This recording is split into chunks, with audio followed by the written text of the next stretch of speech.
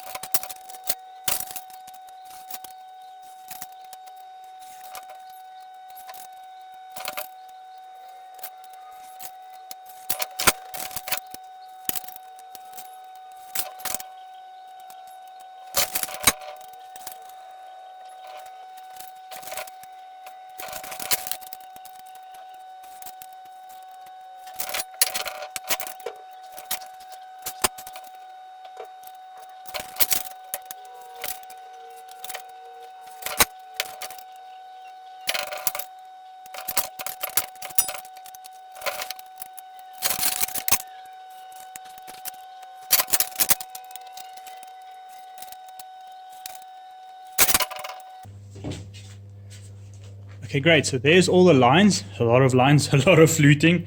Probably be the most fluting I've ever done. So there we go. I guess it's time to get started with this. Right.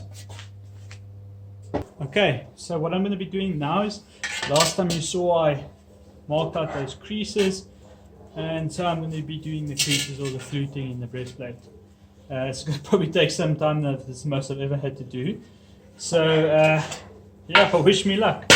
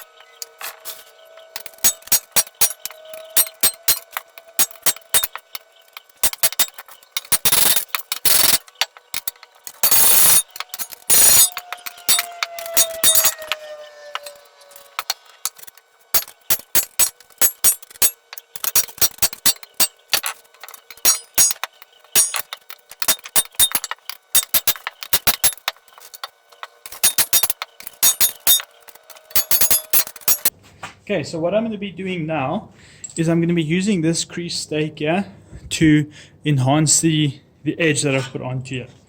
So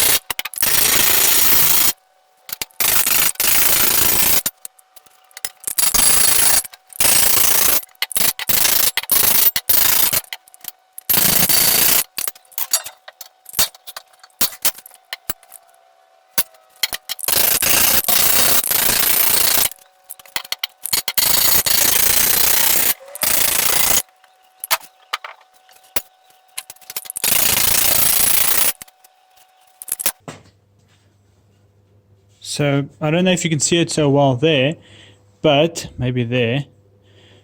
That's now obviously the crease that I've now tried to refine, and that's still how round it is after chiseling it out. So it's got a nice curve, it flows nicely with the breastplate. So yeah, I'm going to carry on with that. Let me finish up this, and then I'll be fluting that afterwards. Oh, looking good so far. So I'm carrying on now with my breastplate, and now I have to obviously do these fine lines between the fluting. So if you can see on these things, it's got fine lining on either end of the fluting, and there's fine lines in a few other spots as well. So now my mission today is to try and find a way to do that, because from historical examples and what I've read up is that these weren't engraved in. These show marks of abrasive tooling. So that either means filing or an abrasive disc, a rotating disc that they use to cut those lines in. So I tried different examples. I made a nice rig for a very thin angle grinder disc on my drill so I can adjust the speed. However, I'm finding that it's far too thick. I had one that was the same make and everything, and it was giving me a lot finer cut. And then I put a new one on, which is the same make, everything, same thickness. However, it's giving me a much thicker cut, and it's not quite matching up to how fine those lines are supposed to be. Filing it, it's just not getting deep enough cuts, and it's just taking far too long. To file all of those fluting is going to take many hours. It's not going to make it worth it. So the best would be to use a cutting disc. And what I found so far is one of these little Dremel-like tools with one of these small cutting discs on it. They work well. They just run out very quickly, it seems, and you have to give it a bit of pressure, otherwise it doesn't cut deep enough. So I've been trying a few different examples of practice cuts. So you can see now with this that if you look really closely, all the different cuts, trying to keep a straight cut freehand. So you can see some of them. For instance, this one here is a very nice, thin cut. That was using the original disc. And I move over to the new disc, again, same one, same make, and it's immediately thicker. And these are 1mm discs, but that looks more like a 2 or 3mm cut. So I don't know what's causing that. So yeah, and then I've been trying with, and that's filing. Those marks there are a bit of filing, and that was a grinder cut. But it's, to get a straight cut is also a little bit difficult. Freehand cutting with a small Dremel tool is just, you just can't do that. So what I found the best now is to make a bit of a guide and then grind along the guide, and then it gives me a straight cut, like you see that straight cut there. So far that's the best I can do. So let's go ahead and see. And I've done some polishing on the piece as well to see if the grind's deep enough after polishing, and it looks like it'll work. So yeah, I suppose let's carry on doing that. Great. I have a little video I'll show you of practicing this on the cuts, and I can freehand it quite easy enough, but otherwise I don't know. I'm struggling with this new blade on it. I don't know what's the difference, because this one, unfortunately, what happened is I dropped it and it bent it, so now I can't use it anymore. That's why I didn't carry on using it.